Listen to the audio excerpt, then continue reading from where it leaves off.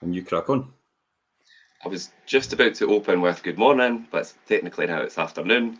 But probably better to say happy Boxing Day, everybody, and hope you had a brilliant Christmas yesterday. How about you, Jim? Pretty good, thanks. Yeah, I'm ready to go. Wired and fired. Got a few thoughts together this morning. I was actually talking about welcome to the viewers on TikTok, and if you want to give me gifts on TikTok, please feel free. Know that they'll give me. We'll just give them a charity anyway. And the same with Instagram. I don't know if you give gifts on Instagram or anywhere on social media. Anything that you give us, we'll give to charity anyway. This isn't what this is about. This is to leave a legacy for myself and for my children, so they understand where we're going with things, and the lessons learned throughout the process. Interestingly enough, this morning, Richard, I was going around and I was talking to Ian. I usually go around on a Monday morning and talk to him about what's going on, how we're thinking, and all the rest of it. I thought it was actually quite interesting because we were talking about having faith, and having faith in yourself of better things to come. A lot of people wake up in the morning, they just don't have any faith in themselves. They don't have any faith that it's actually going to get bigger and better, and better things are to come. But once you have that complete and utter faith in yourself and the fact that you've got bigger and better things to come, it doesn't matter how shitty a day you're starting with. You always have in your mind you've got bigger and better things to come. It's a real great, valuable lesson. It's taken me loads and loads of years to understand that, and get that in my mind and have that sort of mindset. So it doesn't matter where you are right now in your investment journey, your property journey, and your wealth creation journey. You've maybe not got a pot to piss in, to be honest. For want of a better phrase. But I was like that as well at some point. I recollected to Elaine the other night when we were actually out and about in the pubs of the nice fair city of Leven, or the fair town. There you go. See the faith that actually we might be a city at some point in time. And to go back to where we came from, I remember I used to sit with Elaine and we used to sit and talk about this. And I used to say to Elaine, we're going to be millionaires. We're going to be a millionaire. And we're going to be a millionaire by the time we retire. And in my mind, it was 65. But I said, when you look back on it now and think, God almighty, to think the first million actually came when I was 38-year-old. Quite an achievement. Yeah. And it's like, wow. And to actually start reflecting back on what you've been grateful for and your journey you've actually taken, it's mind-blowing. It's actually mind-blowing to think that that's where it all started, from homeless and unemployed.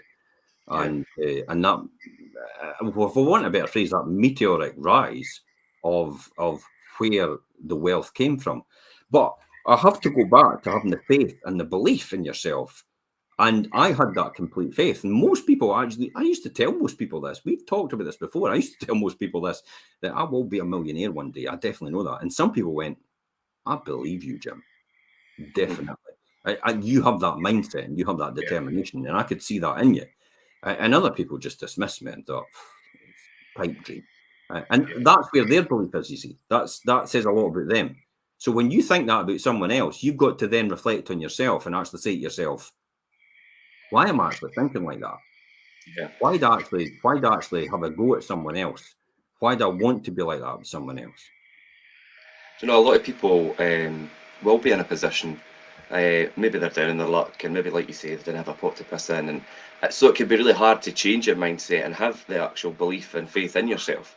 That's a really hard thing to do. But that's having faith. That's where the faith comes in. The faith to realise that where you are right now won't be the same all your life. It will change at some point in time for you for the better. And if you have that complete faith that will happen, you will never be unhappy. You will never be disgruntled. You know it will change over the years. So that's where you have to get to in your own mindset. But that takes associating with the right people, reading the right books, listening to the right podcast, taking advice from mentors far more successful than you, because they've trodden that path before and they have that journey. They've done that journey before. They know what it's like, even though it's not in your sphere of what you're doing. Maybe property investing, maybe they're in manufacturing, maybe someone else is in being a podcaster, maybe someone else is in a YouTube star. They've all trodden that path to some degree. That's what you don't realise. And it's exactly the same mentality and the same mindset throughout the whole process that everybody else takes. It's just a different service or product that they're delivering. But it's the same principles all the way through. People don't realize that. That's how you become successful. The key here is to understand commercial reality. I talk about this all the time, is where you are right now. Where you are right at this point in time. Be honest with yourself. Take stock of where you are, and then you know where to go from there. If you don't know where you are, how do you know where you want to go? Yeah, that's true. If you don't have a set of goals on a football pitch, how do you know where to score? How can you keep score if you don't have the goals? So that's why you have goals. That's why you write it down. That's why you have it in your mind. That's why you remember it. That's why you think about it all the time. Because that's how you get that information. That's how you get that put forward to yourself. So it's understanding commercial reality where you are right now. And so you can build on it for the future, for yourself and for your family and for your extended family and people around about you and your friends. Foundations are key here. Okay. This is another lesson I learned this morning, and actually when I look back on it, is the foundations are important. A lot of people put the foundations in only to think that they've actually not achieved anything. But what they don't realize, especially in property investing, for example, because so much money goes in up front at the beginning, so much time and effort goes in at the front in the beginning, in property investing especially. You buy the property, you spend so much money on refurbing the property, you've got it all tied into the property, and you think to yourself, this isn't going anywhere. There's no happening for me. Now, what happens at that point in time? You've lost sight of your vision. That's why you start to think like that. In anything you do, in any wealth creation you do, you don't realize the long-term implications about where you are and how you could achieve. But what you're doing in property investing is you're duplicating. So every single time you're duplicating. So 1, 2, 3, 4, you're doing the same every single time. And what you're not realizing is what a lot of people lose the vision for, is they think they're not getting anything because they're doing it so quick, but they're investing so much money. So they're investing the money from one of them into the next one, to the next one, into the next one, to the next one, the next one. And they don't realize that actually every single time you're investing that money, you're not actually making money, but what you're doing is you're planting more seeds. You're planting more trees, which will sprout more fruit. So there comes to a point in your journey where you actually, if you stopped later on in the years to come, and the medium to long-term vision, and you stop in the years later to come, you'll realize that the fruit is there. You've just got to go and start harvesting it. Yeah. But it's because you're continually putting it in, you're not seeing it, you don't see any reward. It's important to reward yourself, by the way, on the journey. But I'm not talking about getting yourself fancy cars and all the rest of it. I'm not talking about, you bought a couple of houses, let's go and buy a Ferrari. Well, that's not exactly an equitable reward, is it? It's a reward like, for example, let's go out for one night out for a change. We've never had a night out in ages. Let's reward ourselves and go out for a night out. We'll go out for a good restaurant. We'll have a good bottle of wine. Nice meal. We'll enjoy ourselves. And that will be our reward. That's good to have wee rewards all the way through. Now, I'll be honest, I do nothing of that, and I've done nothing of that. And it's only now I'm starting to reward myself a wee bit for it. Yeah. But I was able to do that because I had the medium and long-term vision, and I kept that in my mind every single time because I was always able to extrapolate and forecast on what I was doing. Extrapolation means you're taking your current position now and you're actually forecasting the numbers for years later on about where your wealth is getting created and how much is adding on every single year. If you can extrapolate what you've got now and see the vision by what you're building on for the future, you can easily see where the rewards are. A lot of people don't do that, and it's only I'm fortunate because I'm an accountant by trade, and I understand the full process of extrapolation and forecasting and budgeting. So that's quite a good one. But it's important to realize that a lot of people actually give up at the foundational process. Yeah, I was just going to say, I think the important thing to remember there as well is time. Do you know what I mean? It takes time to do that, and that's what we like property investment and things. It's not an overnight thing. Do you know what I mean? So that's what people have to remember as well. Some people look for instant rewards and gratification and things to happen overnight, and that's not what's going to happen. Yeah, and we're going to talk about that in some of the properties I'm talking about today.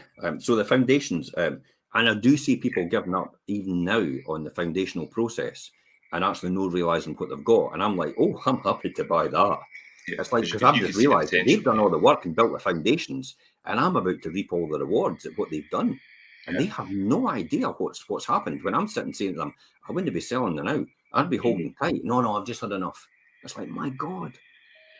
Like, okay, that's fine. It's for you. It depends on what people see for them for the future and where they want to go and how they want to do it. So that's what it is. Now, this is actually quite important. This is a journey. So let's talk about the first one we talked about last week, the one that I really got caught about. This is one of the properties on the journey. Now, this was the next property, 1, 2, 3, 4. This is property number 5. Okay. So what happened here?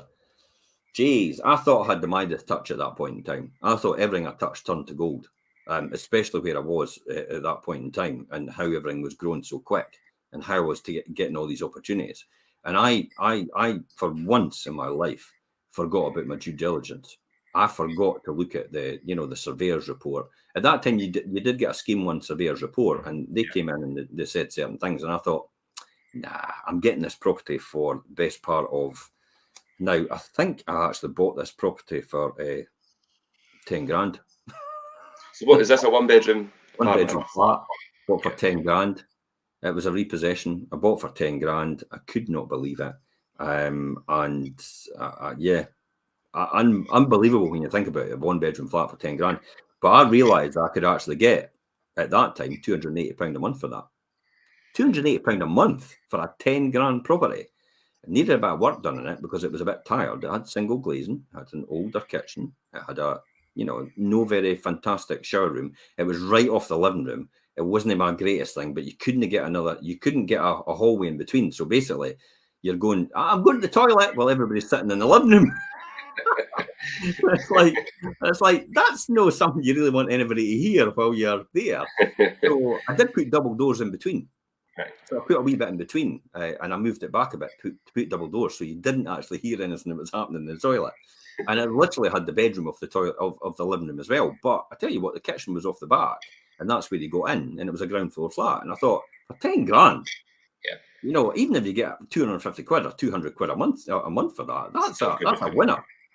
That's a winner, definitely. So that's how I looked at it in terms of the return. Now, the difficulty of this, though, is I got caught out because I didn't do my due diligence. And it was only one day I decided to change the shower room. The shower room wasn't great. It was one of these old plastic trays which moved every time, and the seal burst on the shower tray. So what was happening before with the person, because the seal was bursting on the shower tray. So make sure you get good quality shower trays, by the way. Usually hard, resin shower trays or durable ones. No, these plastic ones, they're rubbish because they start bouncing about, and then the seal around the shower tray comes off and it breaks down the seal. The tenant doesn't tell you, by the way, and then the next minute the water goes all down the back onto the floor, and over a period of time it could cause serious problems, and it did. I've seen that happen a lot. Yeah, well, I actually sent Mark round to put a new shower room in, and he took the shower out and he took the base out, and he phoned me up one night about 11 o'clock at night. See, I did business with Mark, where he was my contractor. We were doing business with each other at 10 and 11 o'clock at night because he knew I didn't have enough hours in the day. I had to work full time during the day. So he actually accommodated me in the middle of the night. So we used to phone each other at these times, 9, 10 and 11 o'clock at night to get jobs done and get things lined up. So he phoned me and says, look, Jim, you better come up and see this property because I've taken the shower tray out and you're not gonna like what you're gonna see. So I walked in the door and literally the shower room had a defective seal all that time from before. It obviously affected the joists because it went right through in the flooring. And the flooring actually went under the wall, straight under the joists, all of it under the wall, where between the toilet and the bedroom. Right. So because these properties never had toilets at the time, so it was put in later on grants. So it went right through the floor, all on the floor, and then it went right through the floor into the living room. So every single floor was rotten. Every single joist was rotten. The whole lot had to come up. The whole house had to get ripped out completely. And I just sat and thought, geez, how am I going to afford that? And so that property literally sat empty for maybe about a year and a half, or maybe 2 years. It was a big learning curve for me to do due diligence. And luckily enough, at the time, there was a grant that became available as a 50-50 grant from the council. And it was to get empty homes back into use. and I charge an affordable rent. And I said, well, what's an affordable rent? Well, it's what you're charging now. Oh, okay, that's fine then. Because what I was charging now was the affordable rent, as in housing benefit. Yeah. Amount. Housing allowance, Yeah, and that's classified as affordable rent. So I was fine with that. And I said, that's okay. And I put 50% in, they put 50% in. The works were actually £34,000. It's about 3 times what you paid for it. So I had to put 17 grand into it. But I had a perfectly all singing, all dancing property at that property itself. So basically, I sunk 27 into it, but they had actually sunk 17 into it. So it just shows you. But it was a pristine. It was a brand new kitchen, brand new double glazing. It was brand new shower room. It was brand new flooring. It was brand new. Even the joists above the windows were all wood. That's how old the property was. So they had to be taken out and put concrete in as well.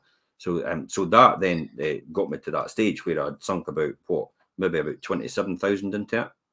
But luckily enough, in 2006, I sold it for 47,000. Okay. Yeah. So I made a good profit on it, and I made a good return. But it was the importance of telling me about to do your due diligence.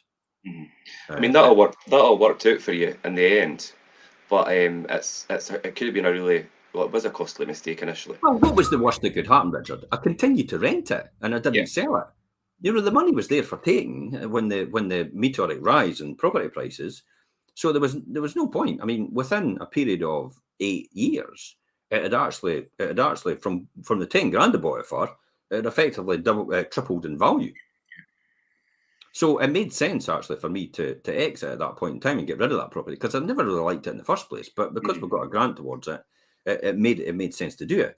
The next one for me as well was a 1-bedroom. Yeah. And that was an upper flat. That was incidentally that was bought for £9,308, a 1-bedroom. Really? Yeah. And you've still got this one. Again, I saw opportunity all over the place when I looked at these properties.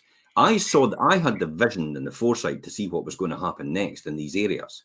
I saw the amount of people coming in. I saw where it was in proximity to leaving, and all the amenities as well. And I thought, can nobody see this?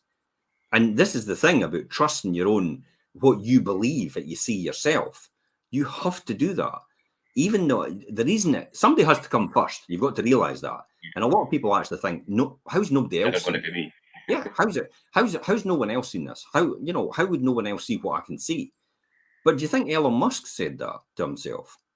Do you think Richard Branson said that to himself with Virgin Atlantic? No, they went, nobody knows about this. This is fantastic. And they just went and did it. And that's having the belief in yourself and having the trust in yourself. But that's, again, through mentors, books, podcasts. It's all that conditioning that goes on in your mind to actually convince yourself all that previous programming is a lot of bullshit, about what makes you think you're so special. And that's no for the likes of us. And to ignore what you're saying there, ignore this voice in the back of your head. It's your wee chimp talking away to yourself, trying to put yourself off. Oh, I'm just trying to protect you. I'm just trying to protect you. And, just patting you. Oh, you're all right. You're all right. Just go with the status quo. No, don't go with the status quo. It makes sense. The numbers make sense. Go for it. Yeah. And I still own that one today. Yeah. I think some people, like, when they tap into things and realize how things work and how it could benefit them and think, how is nobody else doing this? They will doubt that. People will doubt themselves and think, no, that can't be right. Somebody else has to have done this before me. Absolutely. So do you know, over all the years that I've had that property, I actually remortgaged it for 27,000 and I can't mind when all the buy-to-lets started to come available through GMAC. Right. And I got a lifetime tracker of a base plus 1.15% for life until 2035. So that mortgage is lifetime tracker until 2035. I literally pay £78.26 a month for that property, and I earn £375 a month for that now in rent. I will never get rid of that lifetime tracker. Even though I could get further advances on this, I won't get rid of that lifetime tracker because it's base plus 1.15 for life from GMAC. Yeah. That's where you have to remember. It's easy. You could maybe get a further advance if I need it, but it's locked in value. It's locked in wealth. it's actually an easy mechanism to leverage yourself in case you need lending from someone else. So it's the old thing about, you know, when the tide goes out, we'll know who's swimming naked. So I'm not going to be swimming naked because I'm protected by the amount of equity I've got in the property. Yeah. So 27,000 a mortgage that up at, it's probably worth about what, 55 the day or something like that, 50, 55, these properties. Say about 55. Bought it for 9, it's worth about 50. So it's worth 4 times, 400% more now than what I bought it for. And plus the fact I've earned about £90,000 in rent out of it for a 9 grand property. Now, it's not just been 9 grand, I'll point out to everybody. What it is I've put a new kitchen in it. Yeah. I've put a new shower room in it over time. I've decorated, I've carpeted it multiple times. I've even changed the heating system because one of the tenants actually stole the hot water tank 1 year out of that property. I remember that, where it was like, there's water dripping from the ceiling here, a wee drip. Where is it coming from? And I went up and I thought, there's a lot of pipes cut up here. It's like, surely the heating system must have been changed, and it must be a combi boiler now. And it's like, no, it's still the old back boiler. And then I realised the tenants had actually stolen the hot water tank and actually sold it for scrap so they can get money for drugs. Unfortunately, you can't catch everyone.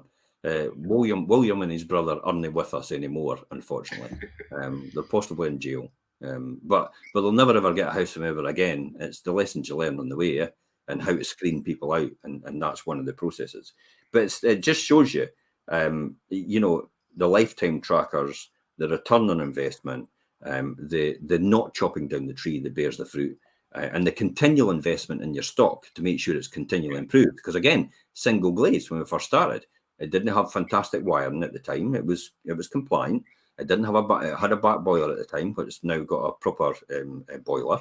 It didn't have a decent kitchen at the time. We now took the kitchen out completely and made a brand new kitchen all the way to the back, because there was a door off the back there, with a sliding door that you went through to just this wee hovel, which no longer exists. We extended the kitchen through the back, so that all cost money to invest in it. So the initial investment. It's got a new UPVC door on that one as well. Yeah. I think that was last year or something we put that on. But again, that was over time. I got access to grants for the UPVC doors and windows. So again, I took the opportunity and just started to throw caution to the wind and started improving and upgrading while I was getting assisted money towards it. Yeah. I think it's important that people, if there's grants and things available, obviously use them and look out for them, whether it's heating or windows or, do you know what I mean, anything like that, because they can be a big help. If you hang around long enough, the opportunity will appear. If you hang around long enough, the opportunity will appear. Just hang around long enough. Don't quit. Because the opportunity will appear at some point in time. The next one, a lower flat, actually. You'll know this one as well, actually. Because we've still got the existing tenants in it I had when I sold it. Yeah, they're still there. I know what one you're talking about. Yeah. And I sold it in 2007. Just shows you. Yeah. They've been there all that time with the other landlord since 2007. That's 25 years. Yeah. And I had them before that for about 5 years before that. So they've been with us for 30 years under management with us, with another investor, and also with me as well. I bought in 98, I bought it for 18,000, and I subsequently sold it for 63,000. 8 years later. Do you know a rate of return there? Another 250%.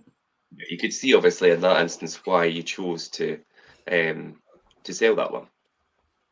You notice the pattern of behaviour here. I decided to sell in 2006, 2007, primarily because one of them, I became an estate agent at that time because I had retired, and I thought that's the natural thing to do. And I thought it's maybe now time to take some of the profits.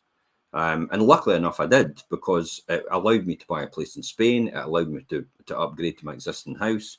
This was actually quite interesting, this one, and the other ones. This was the stories about from here, when I used to, on a weekend, I used to get out my bucket and my cleaning materials, and I used to walk up and down the street, because I lived in the same street anyway, and most people from the previous show know the street. But I used to walk up and down the street and just have my overalls on, and they were all hanging. I looked like somebody at like a junkyard or whatever. I just looked covered in dirt all the time. And I just used to go up and down during the weekends and at nights. And I thought it was quite interesting because the neighbours used to be out in their gardens that lived in the same street as me. And it was a sunny day and they're all having a barbecue and they're all having a wonderful time, enjoying themselves, getting drunk. And they used to laugh at me when I walked past. Yeah, hey, there he is. It's like, you know, just laughing at me and thinking, what are you doing, Jim? You know, why are you doing things like that? Why are you doing that? What's the point of that? And I knew where I was going and what I was doing and what I wanted to achieve. But they never got it. They never actually got the memo about, you know, investing in themselves and seeing the future and planning for the future. And I think that was one of the lessons that property actually, these properties and other properties actually told me, was planning and investing for the future. For myself, but I had that vision, I had that faith in myself anyway. I knew where I was going, I knew the foundations I was building, and this was part of the foundations. But interestingly enough, this was actually a really good story to take that a wee bit stage further. So what happened out of that is, and this is a wee bit further on in my journey, but I think I should talk about it now, these people in the gardens that used to laugh at me and all the time, is there came a point in time where I actually, no, let's talk about the next couple of properties, actually. Remind me of this. And I'll talk about this journey, what happened next, because it's important, because we did use the existing house we were in to rent the next couple of properties. So that's the one, and it happened in there. And it also gave me a lot of learning curves, this one. It was talking about the now, about the tenants. This was one of the ones that one of the tenants actually phoned me up one day and said to me, the neighbour upstairs is terrible, they're creating a whole lot of noise and all the rest of it, and they're carry on. And then I even got a phone call from the person next door about these tenants in this property, saying they've got their music playing, blaring loud, and it's at 10:30 at night. And I'm like, really? At half, you know, there's blaring loud and all the rest of it. I says, I can't hear it through the phone. Oh, you'll not hear it through the phone, but it's terrible. And it's going on. It's absolutely, no, I can't live with this anymore. And I was like, and it's antisocial behaviour. And this tenant was going on about my tenant in this property. Yeah. So I thought, I'm not going to leave this. I'm going to go up now in my car. So I went up and walked round the back, and it was completely silent. There was no noise at all. And I phoned up the next door neighbour on my mobile phone, because I had a mobile phone at that time. Yeah. Right, how are you getting on? Is it still going? Oh, it's terrible. It's the noise that's coming from that place is absolutely unbelievable. It's like ridiculous. It's like these people are you'll have to get rid of them. And I says, oh, funny enough, I'm outside your back door right now and I can't hear anything. What did they say that? Silence at the end of the phone. He never phoned me back. This is the one about, I'll tell you what, you know yourself, Richard, don't ever tell me a story, it's a lie, because I'll find you straight away. Because he never expected me to get in my car and drive up there and stand out there at 10:30, 11 o'clock at night and actually see what was going on. But I was always a person that's like, don't tell me something that's not the truth, because I'll go and prove, I'll go and find out for myself and woe betide you if I find out that you're telling me a lie, because that will be the end of the conversation from there. So I actually caught him out on this one. This was Andy Page. Sandy Page. It was in there. So I've known Sandy. I've known Sandy for years. Sandy was a fantastic tenant. He moved around my stock because he had bigger family and lower family requirements at the time. So I had no reason to believe he was going to be antisocial. And it was, as I said, it was a complete and utter fabrication by the neighbour next door who owned their house. This is the thing about owners. Owners get annoyed at the fact that people rent next door at that time. I know, it's crazy. They were aggravated, and they used to hate people just because they rented. Yeah, I see that a lot still, and it's like, how could you be like that just because somebody's renting a property? They've got the same right to be somewhere just as much as their house owner. No, but they don't like the fact that someone else has got a similar type of house to them and the effort they've had to put in to get theirs. But what they don't realise is, like, you know, you made the decisions to buy your house. You made the decisions to go on holiday as well. You made the decisions to buy your new car. You didn't do anything extra. So therefore, that's why you are where you are right now. You made the decisions not to get trained at school. You made the decisions not to stick in at school, not to go on for further education, not to do professional exams. So that's why you are where you are right now. For that reason. You made no sacrifices to get that. That's why you're living next door to someone that's renting. For that very reason. Harsh reality, but it's true. Yeah, but people are a stickler for that sometimes, and it's beggars belief that it happens. So we sold that on, and luckily enough, we made a bonus out of that as well, because we got it back to rent, didn't we? It was actually sold on. This was a scam that went around at the time, where actually property sourcers recognise this story. Property sourcers were going around at the time, and they were selling these properties on to the existing landlord that we've got the now. And they sold her this property. They bought it off of us, sourced it for her, made a huge fee out of her at the time, and sold her a property and convinced her that they would get loads of workers in it. HMO? There was no HMO at that time. They were ploughing workers in it. And this person actually had the pretense about thinking, I'm going to be rich, I'm going to make a fortune at this property, not realizing that it wasn't against the law at that time, but it was immoral at what they were doing. But they just saw money in front of them. Yeah. So this property sourcer at that time sold the property they'd sourced off of me and sold it on to that person on the premise that they would get people from Kettle Produce in there. You know, all the people from overseas, they just bust everybody in. They would charge them every month. They would charge them £100 each every month. There'd be about 6 people in there. They'd make £600 a month for this property. Now, at that time, I was making probably about, £320. They were making double the amount. But it all went pear-shaped. I would imagine it would. The legislation came in, the people weren't paying rent, the person was actually in the daily record running about. They were getting castigated as a sourcer. They were running about in their Mercedes top of the range property car, and they were getting nailed to the wall in the fact that they were selling people investments that actually weren't really truly the investments they're actually selling.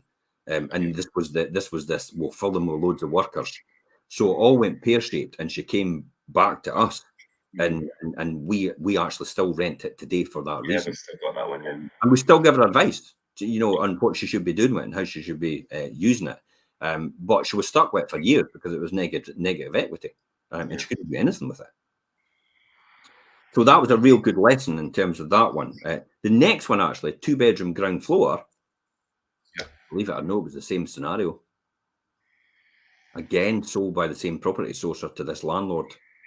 And it was the exact same scenario what we got, but I bought it for 17,000 and I sold it for 63,000. We've still got it, and we've got good tenants in it as well. I made 45,000 on it. I made about 250 to 300% in 8 years. Actually, less than that. 8 years. I'll say 8 years because it's a good return anyway. Plus the fact I made rent on it at the same time as well. But the one thing I learned out of that is, like, oh my God, it's like you need, again, it's all about policing the property. It's all about making sure everything's okay, all about doing inspections and repairs. The people over the years I've had in there, they've really opened my eyes. And this was me getting a lesson on the ground and about this is the difference between wisdom and experience. Now, at this time, I was learning by experience. I was just actually having to go through this because I didn't know how to vet people properly. I tried my best. We actually kept a record of all the convictions in the papers. So every single week we used to get the East Fife Mail, we used to get the Fife Free Press, we used to get the St Andrews Citizen, we used to get the Cooper Herald, we used to get all these papers. We used to go in and we used to, because all the court convictions were put in there by record. And then we used to take the people, we used to get a database. We never had a spreadsheet at that time. We just had a folder. We used to take the person's name, when it was reported, who their aliases are, or who their associates are with them. We used to also take their address of where they were before. And then when they inquired with us and we had a name and we thought, whoa, that rings alarm bells, we used to look up a wee list about all the D's, all the B's, all the C's. We used to look, there's a surname, or all right, okay. And then we used to say, oh, so what was your previous address? Oh, it's so-and-so. Oh, that confirms it with that one. No chance. We will never be taking you. We never said that to them. We just said, look, unfortunately on this occasion, the landlord, has rented to someone else. And so unfortunately, you've missed out on this occasion. So these were all good properties actually to learn through the process about how to properly vet and how to look out for problematic tenants before you actually got them. And we know this today because we still use a similar system about how we're doing things, although it's a lot better and it's a lot more efficient. And I think when you do the whole referencing process and that for so long, and just in Fife in general, you get to know certain names and things that will come up straight away, don't they? You get to know the names of the travellers. You know, they do go to a place for the winter. They do get a place for the winter, and then they're not exactly the most social people. They're pretty antisocial sometimes, and they live how they live, and that's fine. But living in a street next to other people isn't the place for them. Because of their lifestyle and how they are. So you get to know the certain names of certain people, and you get the experience over the years about what to watch out for, what to look out for. So these are all good lessons to learn on these properties, and that's probably the best lessons I've learned on these. The next one is my own house. Yeah, this is when you lived in. The one we lived in, yeah. We were in a position now because we'd sold all these properties where a huge capital gain. God, my bill that year in capital gains was horrendous. That's right. But I had 6 years, so I had 60% indexation because they were doing indexation at that time. So I had more than 6 years because it built up 5% a year or something like that.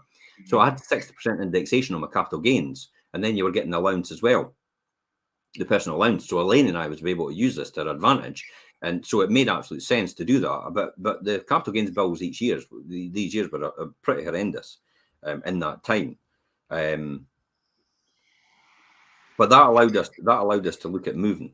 So in June 1999 is when we first moved. Now remember, I wasn't making money at that time because remember, I was still that was 2007. I sold these properties, so that money wasn't there yet.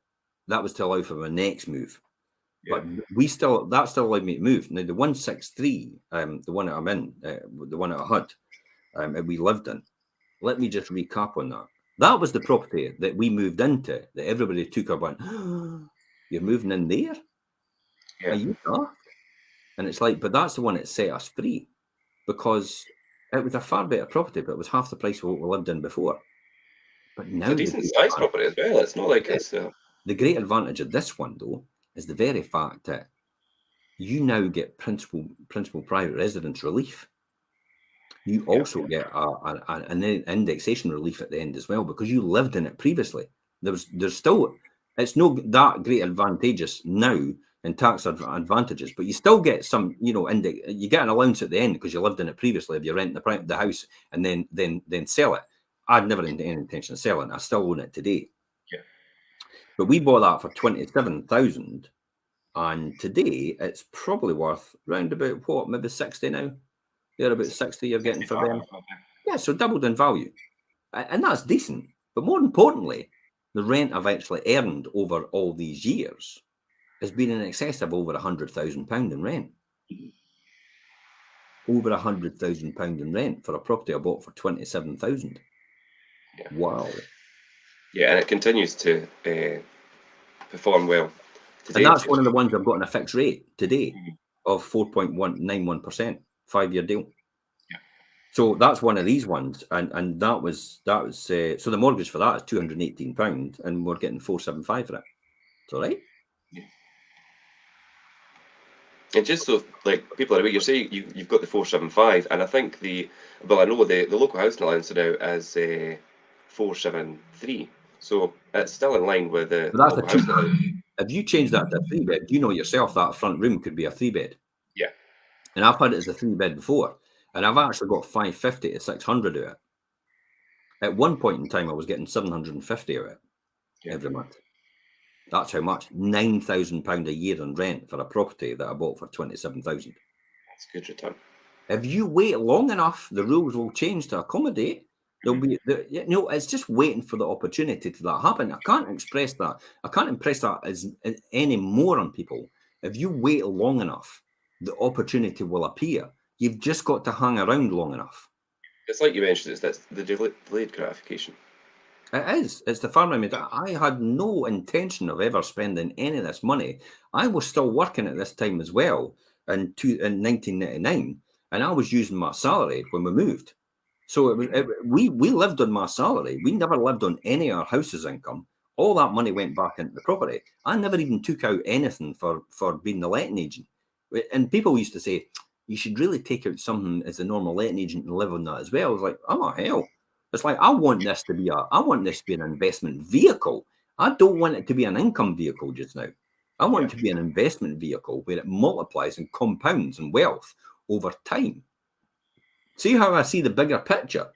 I'm not thinking the one or two properties. I'm thinking A lot of properties. I had my wee spreadsheet, remember, still on me, which actually extrapolated in 40 years' time, I'd have 100,000 properties. Now, that's clearly not the case. I'm moving a fraction to that. But in my mind, I was thinking, this works logically on a spreadsheet. This is why I laugh at some people, or I laugh with them. I don't laugh at them. I laugh with them when they go on social media and they go, if you do this and you do that and you do this in an ideal world, this is all will happen for you. And it's like, no, that'll not happen because it's no an ideal world. And I should be the one to say that because I had the biggest extrapolation of what could happen, 100,000 properties, and it's never ever going to happen, ever. I can guarantee. What you said last week as well, I think it's important for people to remember that at this point you've still got you still got your jobs and that income, and that's what you're living on, and the money from the property and things is going back into that and building. Elaine was retired at that point in time, by the way. Elaine didn't need to work. No, but then you used Elaine's retirement money to obviously fund the whole. Yeah, Elaine's retirement money came in really handy. I mean, it was 3 times the redundancy at the time. It was £17,000 from Diageo, and it was like, thank you very much, cha-ching. And that was perfect because you see the price of these properties and how much you need to put down as the deposit. And you were getting 90% loan to value at that time. Some of them were 80% loan to value when you were remortgaging onto the GMAC residential and other ones. But you were getting really preferential rates as well. You were getting interest-only mortgages as well. I was doing capital repayment in the beginning. So I was now getting interest only. So it was releasing a lot more funds every month to keep reinvesting in terms of cash flow that's coming in. So now at that point in time, because I was getting interest-only mortgages, my cash flow was similar to my profit, whereas it wasn't before. The cash flow was a lot less than your profit because most of that cash flow was going down to pay down loans, which was insistent on the bank. So it was that time the GMAT residential and that came out with interest-only mortgages, and buy-to-let mortgage came out for the first time. I turned around to the bank and said, I don't need your term loan anymore. I'm going to take all my properties out of term loan and I'm going to put them on interest-only mortgages, and I'm going to remortgage them at higher rates so I can get even more money out so I can invest even in more property. And that's what that allowed me to do, put more money back in. I never went out and bought myself a new car. I never went out and did anything else. I never went out and bought a dream home. Everything I lived on was my income I earned in my job. My job, by the way, had actually jumped double my salary. Mm-hmm. And it's because of everything I learned from my mentors. And that was a key principle as well.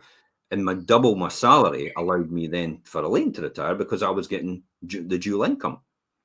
And then we were able to have a family now, because we held off because we thought we couldn't afford to have a family. Well, you can afford to have a family. It's a priority for you. It's where you want to do. Do you want to spend your money on your holidays, or do you want to spend your money on having a family? I think investing in a family is a lot better.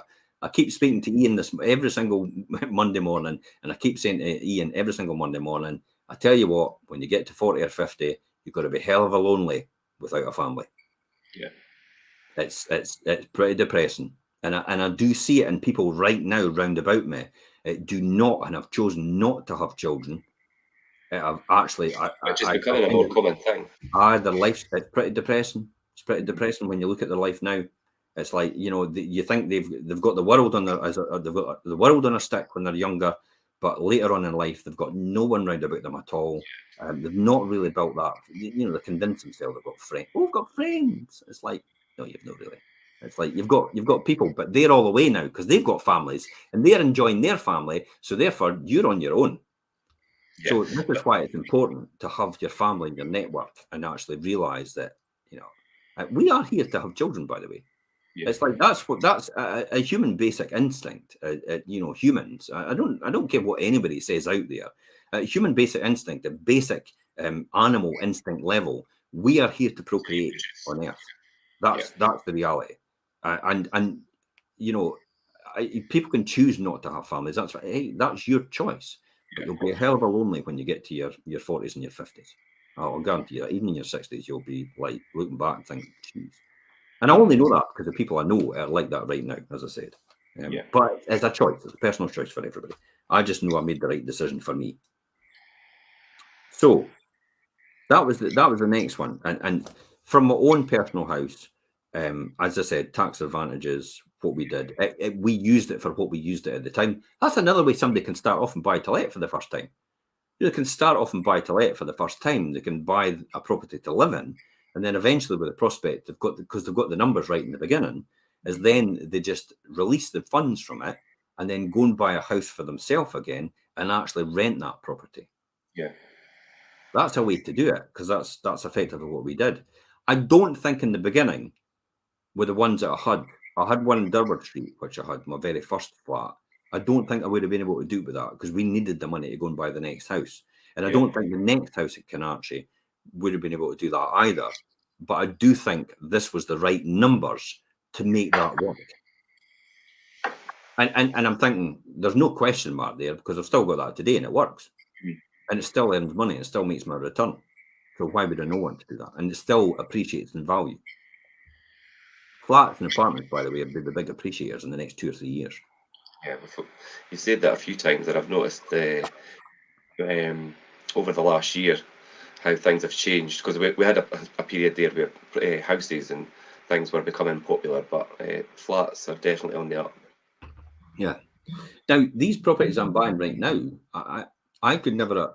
Well, I kind of did see this coming, where the train station is going to be literally just maybe 500 meters from it. Yeah, So you're going to have a train station 500 meters from it, and I kind of saw that coming, and I thought one day this will appear, and you can see these things happening over time, because this is natural evolution for infrastructure, and this is what happens over time.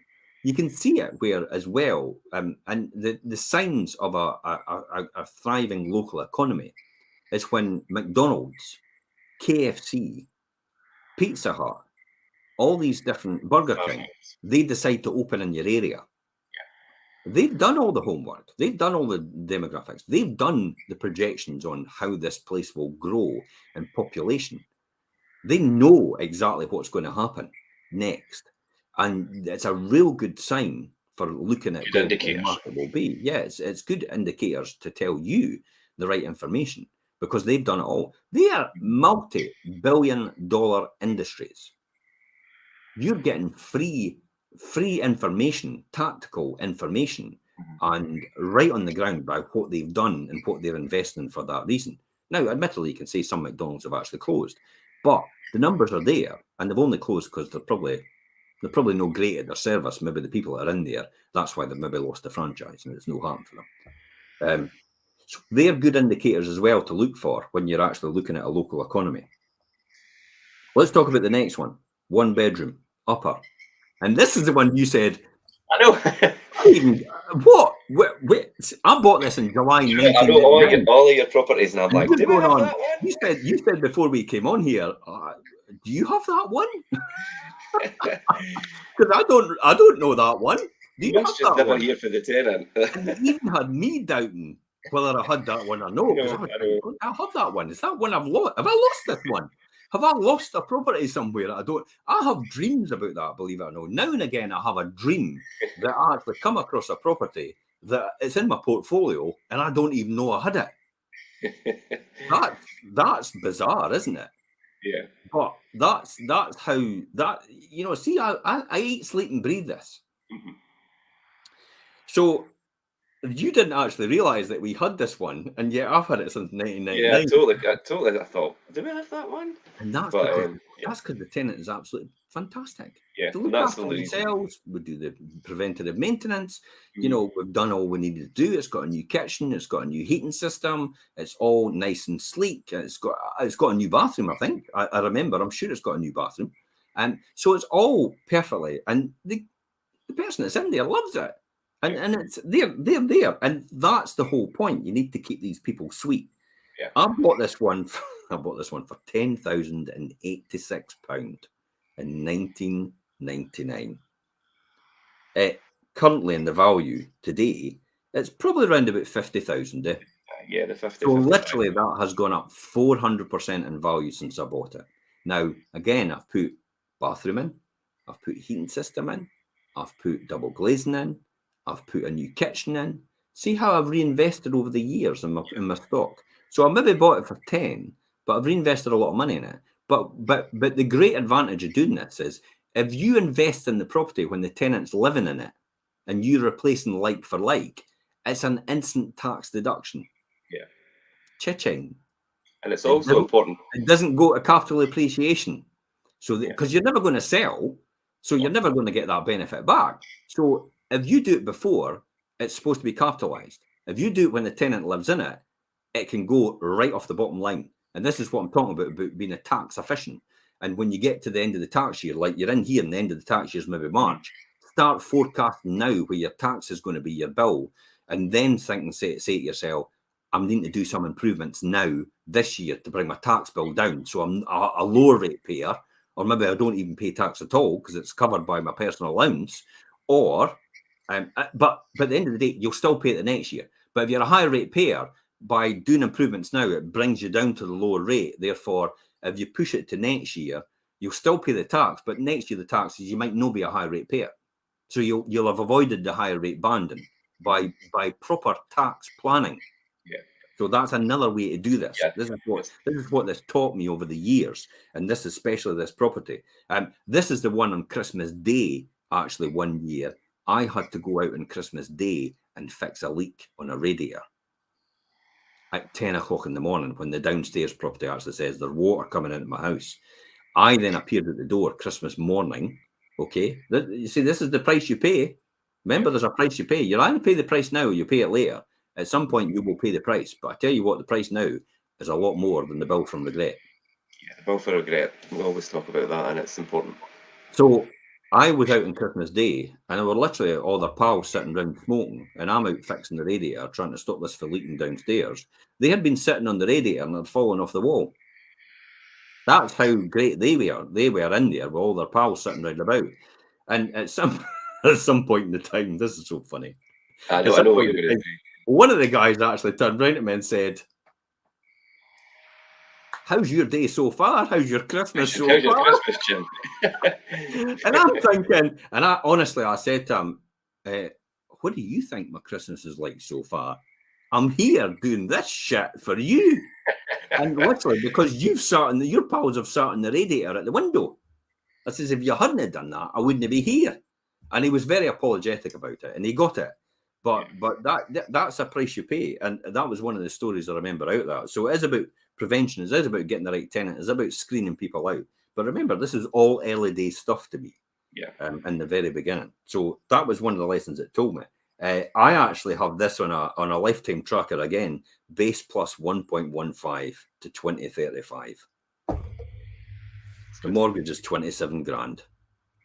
Property is 50. It's a no-brainer, isn't it? Yeah. Every single month the interest is £95 a month, and I'm getting 375 for it. Mm-hmm. That's the debt destruction, what inflation does to a mortgage. The mortgage at the time, remember when I bought it at 10 grand, the mortgage is 27,000. It's a lot more, but now it's not because time's passed. The rent's gone up, but the mortgage has stayed the same. And it's base plus 1.15, which means you're literally paying £95 a month for it. Yeah, that's good. So that's where we are with that one. And that's the lessons it's learned from there. The lesson I've learned from the next one, which is actually quite an important one. This was one my wife never wanted me to buy. It was right next door to where we live. Yeah. Well, it's not. It was a 2-bed at that time. That was an open plan downstairs with 2 bedrooms upstairs in the converted attic. And I walked in the door, and it was a repossession. And I walked in the door and immediately thought, wow, I could subdivide this. Yeah. I could actually put a bedroom off the back, just like council houses, because I had double windows at both ends. I said I could put and I could have because that's what we had next door. Yeah. And I said, literally for a stud partition, which would cost the best part of £500, I could make another, £60 a month. So for a £500 stud partition, I could make another £720 a year in rent. That's a good return. Straight away. And I would have a 3-bedroom instead of a 2-bedroom. And make it all, I'd still have it all compliant. So that's, I bought it. This is when I said to Elaine, you don't know what you're talking about. I've got the long-term vision. Stay out of my business from now on. This was this property. Yeah. I just went and bought it. But this was the start of my relationship with the Clydesdale Bank. And the Clydesdale Bank were absolutely fantastic to me. in the beginning. They had something called an investment housing loan. Right, So they okay. allowed you to get 3 investment housing loans in each person's name. Actually, just the three investment housing loans. This is the key to ask the question. This is what we need to know here. This is the key. Listen in here. This is a brilliant one. This is why you need to ask these questions. You're allowed 3 investment housing loans per household. Oh, can I not have 3 in my name and 3 in Elaine's name? Now, the bank manager at the time was very sympathetic, and she says, "Can't see a reason why not." But they see, if I didn't ask that question, I would be stuck with 3. It gave me an opportunity to get 6 investment housing loans. And they said per household, but she said, no, that's okay. It will be all right. I've checked.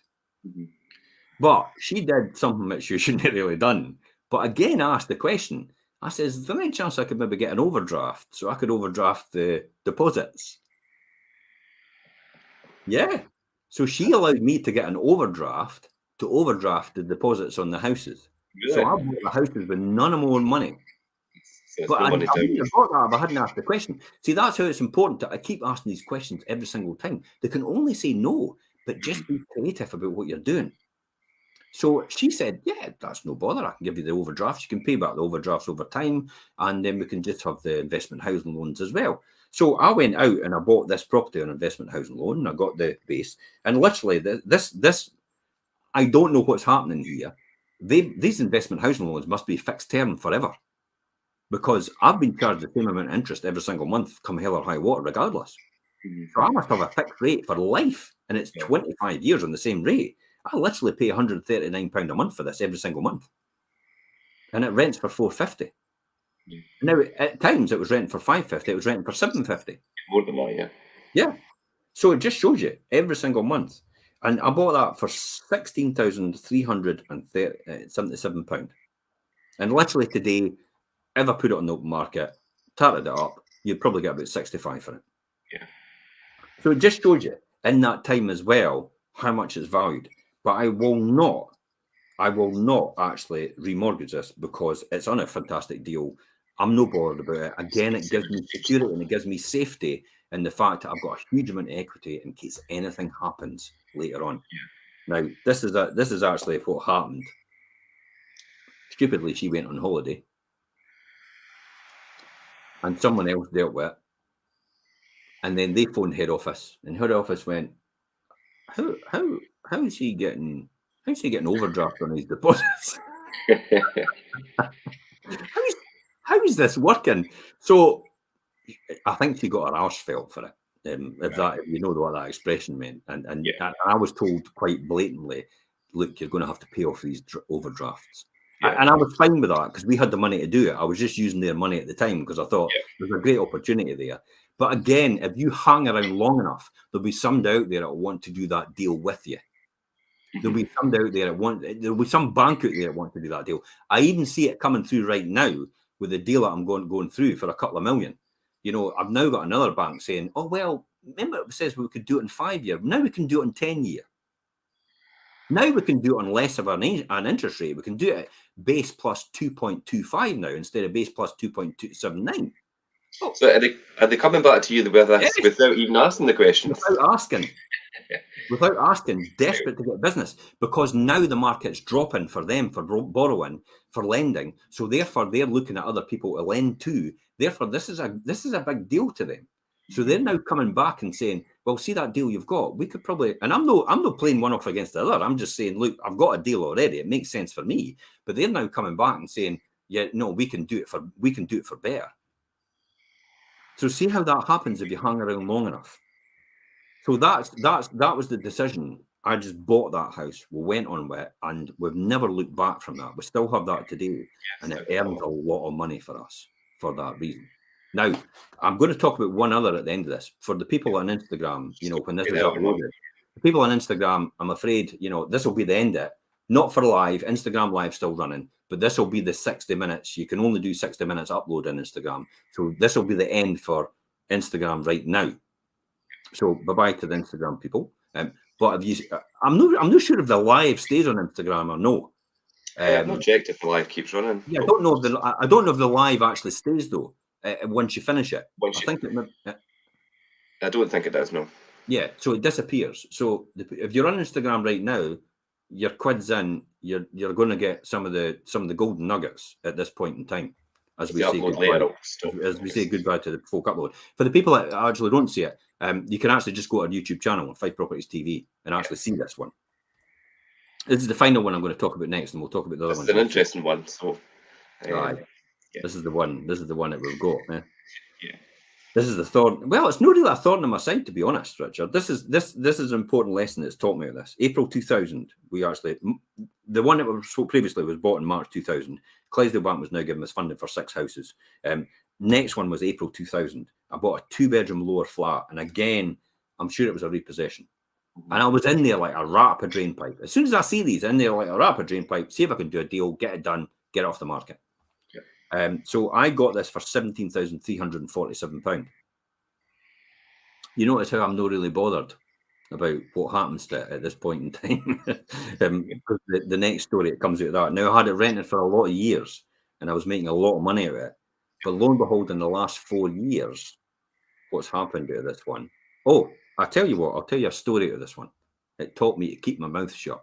Not about this, but about, speaking to other people about tenants. Yeah.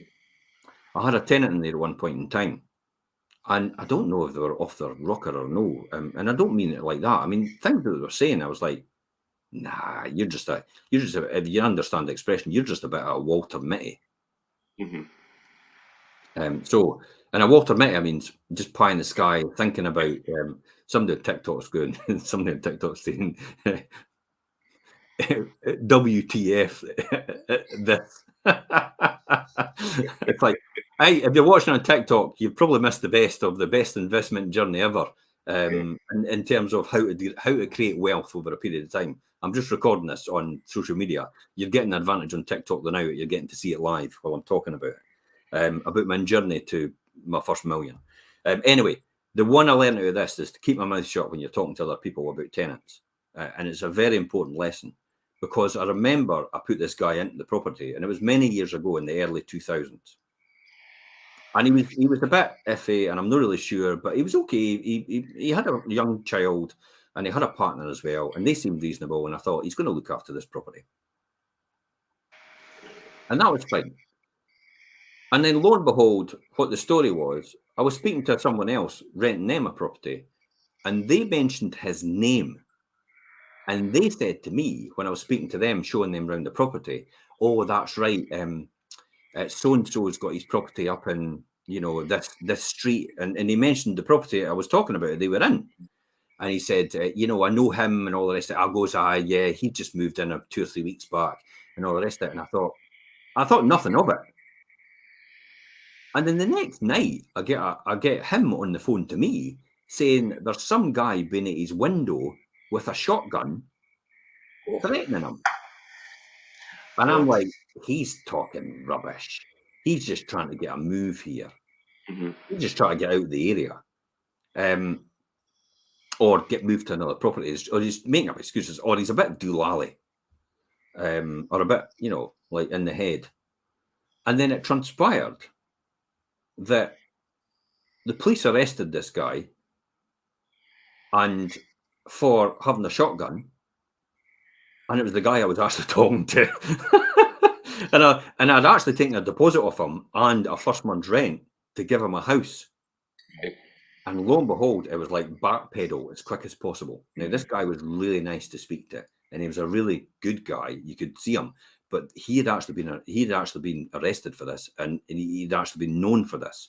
Because I actually said to the police, this guy, and it's like when I mentioned the name, they went, "Oh, boy," says you'll need to keep away from that boy. And then that's when I realised this is how all the vetting process came for me. It's like how it all transpired. But I just phoned them up and I said, look, Mark or whatever his name was. Look, to be honest, the landlord's actually chosen another person to rent the property, so I'm going to have to give you your deposit back and your first month's rent. And he went, that's no problem, I understand, and all this stuff. And he was absolutely fantastic about it. But this was the same guy that was actually at this boy's window with a shotgun. I couldn't believe it. Now, it just shows you the amount of respect that somebody like that has for you, because he respected me completely, but he never respected the boy in the property. because he just looked at him as, you know, just like him. So it just shows you how people perceive you and how they look at you. And it did teach me some valuable lessons throughout the process about, you know, to actually don't get down there with anybody else. Hold yourself in high esteem. You're important. You run a business. You're a businessman.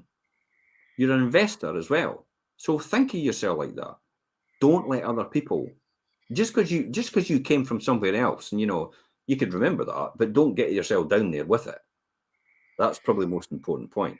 I'm gonna finish off that one, and just two things. I'm going to come back to that story about the people slagging me off. I've got to remind you, yeah. I'm going to finish off with that, but I'm going to talk about 258 about the one that I'm talking about right now.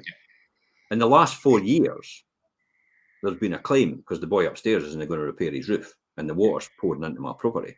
This is the importance of having insurance and the right insurer, because the insurer has indemnified my rent for the last 3 or 4 years, and actually paid me in rent, and actually paid me for all the repairs about what they think is needing to be repaired, even though it's not repaired so far. So I've actually managed to get and lost rent and actually insurance for repairs and improvements, round about, I would say, £40,000 from the insurer for a property I bought for 17,000. And without your insurance for that one, that would have been. That's important for having the right insurance. Now they've washed their hands of me now, and I'm having to come up with something else. And I'm not going to argue with them, to be honest, because it's a lost cause. I'll be there forever trying to argue with them, saying they're still supposed to be paying me because I can't do anything about the person upstairs. But we know how to contain this now and get that sorted. So we can get this property back on the market as a 1-bedroom rather than a 2, because it's only the second bedroom that's been affected. So we can isolate that and close that off completely, because all the rest of the property is underneath our own flat roof. So we're going to get all that fixed and get that back on the market as a 1-bedroom now. And that's fine. We've just approved works that are going ahead just as we speak.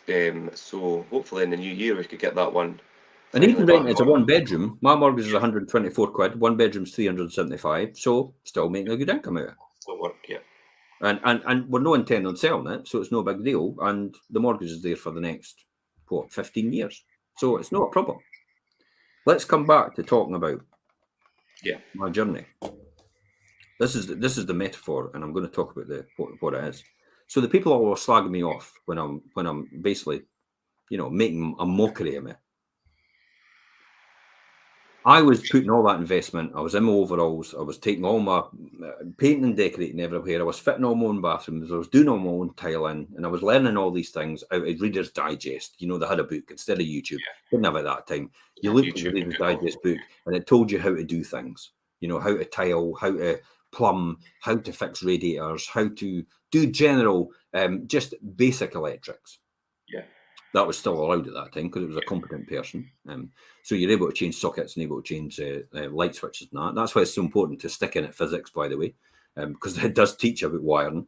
So I was able to do things like that. And I did all that myself. So it was investing in the property and actually keeping equity in it. That was important. But when I moved, these same people actually really turned nasty. Because I had moved out of the street they were all stuck in. They didn't realise what I was doing and the future I was planning for. And they had no idea I was about to leave the bucket. Crabs in the bucket. Yep. So the crabs in the bucket scenario, as I talk about, you can look it up. So what happens with crabs in a bucket? You put a crab in a bucket and it'll climb out the bucket if it gets a chance. If you put a whole load of crabs in a bucket and one crab tries to climb out, all the others will attack the crab and try and pull it back in, to the point that they'll actually kill the crab rather than let out the bucket. And this was what was about to happen to me with people in the street. They had watched me all these years for the next 4 or 5 years, or maybe 8 years, going back and forward, working every single day, then coming out at night and working, and then coming out at weekends and working every single time as well. Even over Christmas and New Year, I was always working for my future. They saw that every time. Well, they sat and got pissed in their back garden and sat in the sun and enjoyed the barbecue and went on their fabulous holidays. I was building my financial future and my wealth creation to set me free, literally, to give me my time back. And when I left that street, they were not pleased at all. They were determined to pull me back in that bucket. Mhm. We'll talk about that next week. Yeah, I think that's a good. next. Yeah, that is a good topic to kind of go a wee bit deeper on, Jim, because I think there'll be a lot of people that could relate to that, and it'll be good to hear your experience of how you worked through that. Yeah. Yeah, definitely. So we're going to Well, talk about that next week. So we're going to start with that next week. We're going to talk about how these people reacted with me and how I dealt with it as well, and how I moved on from it. But it was a long time before I was able to move on, because these people kept going at me for a very, very long time deliberately. Yeah. And there was no reason, and it's comical now when I look back on it, about the things I used to do, and the things that used to get found out about, and it was nothing to do with me. And it was like, what? It's like you're castigating me for something that's nothing to do with me. But they just looked at every opportunity to try and have a go. And I'll talk about that next week, how that transpired and how that went on. And then we'll go into some of the other properties and the journeys I've actually done as well. That was a good rundown of your properties and the lessons you learned for each property and along the way. And yeah, that's a good place to stop, and we could pick up with that next week. There's a couple of mentions, and Mick, I will come back to you, and I'll talk to you privately about that. I'll maybe just put a comment on at the back of that, Mick, for you. So don't worry about that. And Dave, thanks for commenting as well. Absolutely. I agree with you completely. And good afternoon, Andrea. Thanks for tuning in. And everybody else, if you listen to the podcast, you want to ask any information, or you want to get in touch with Richard, all the details are in this post as well.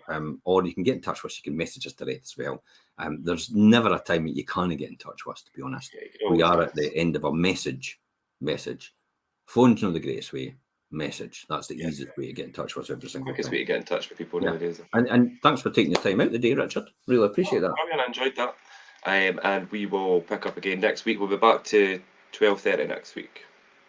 Yeah. Instead of 12, because we're 12 today. But okay, Jim, that's great. Somebody said on TikTok, yes, Harry Hill.